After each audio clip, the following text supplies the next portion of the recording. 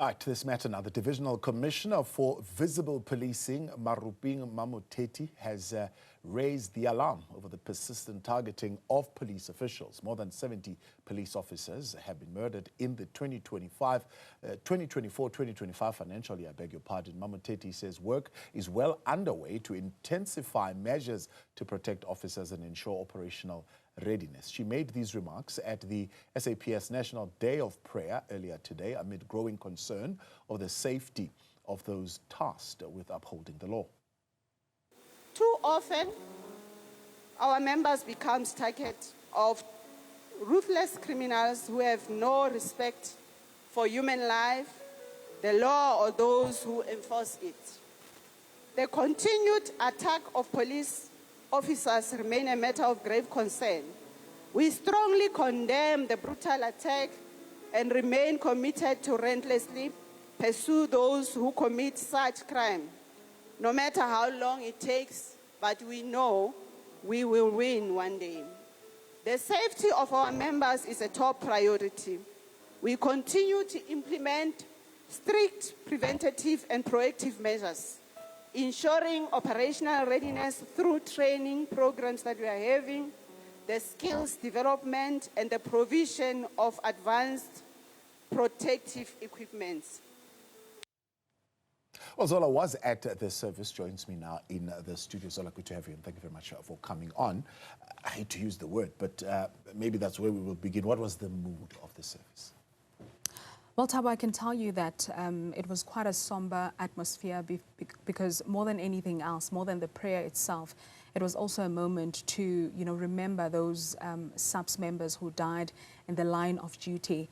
And also considering the fact that, it allowed police officers that were at the service, and of course those that are aware of this National Prayer Day, which happens annually in the Gauteng province this time, happened to be the host, to reflect on, the possibilities and the dangers that they get to be exposed to. Because if police do not focus on the reduction of crime on a daily basis, then, this is what we will be hearing about, the statistics.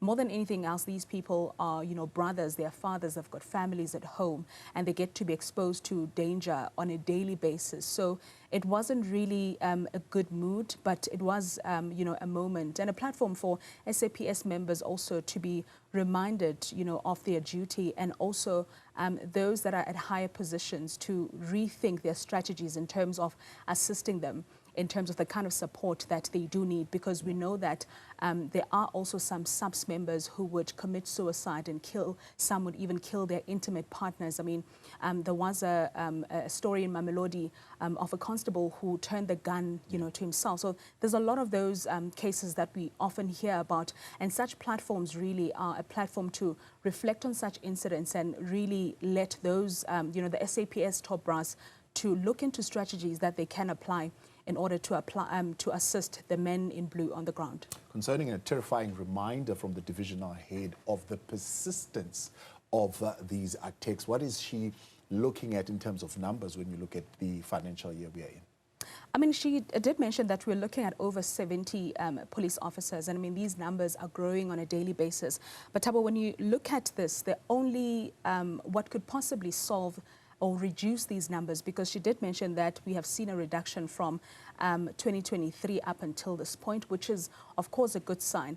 But I mean, a loss of one life is a loss, of many. Yeah. So it means that there's still work that needs to be done. And the kind of work that can be done is to, is for police to actually reduce crime. Because when we were listening to the address, we actually picked up that many of these police officers die when they are, dealing with domestic violence, where they would be trying to, prevent a fight at a local tavern, or they are, criminals that are resisting arrest. So it's really those kind of situations. And for us to get to a point where we perhaps say, there was no police officer that was killed this year, it means that, SAPS needs to go back to the drawing board in terms of how do they, address the issue of crime, the scourge of crime in many communities. And once they've got those strategies and are able to even implement those strategies, then these numbers will perhaps look better in the next year when we have another service. Yeah. Is she explicitly saying that it's a lack of operational readiness, or at least alluding to it, that maybe we need to prep our members a little bit better when they go into these situations? Well, she did mention that, and she said that they do have programs, training programs in terms of preparing their members on how to combat certain crimes, right? But, when you're looking at the numbers, and I mean, not so long ago, we were actually, we saw, the National Commissioner at the Union Buildings, and of course, laying a wreath in, on the graves of those, police officers that have perished. And this goes to really show that, that is not enough. There's more that still needs to be done, because, implementing those policies, or perhaps letting members know about them, or making them attend training, seemingly is not the solution. The solution is on the ground. How do they deal with the scourge of crime so that their members don't get to, to be exposed to such danger, especially violent crimes? Because by the statistics that, they presented, they did mention that many of them, lose their lives there. And of course, we then have those very few cases of, members that, kill themselves and due to psychological issues and other issues.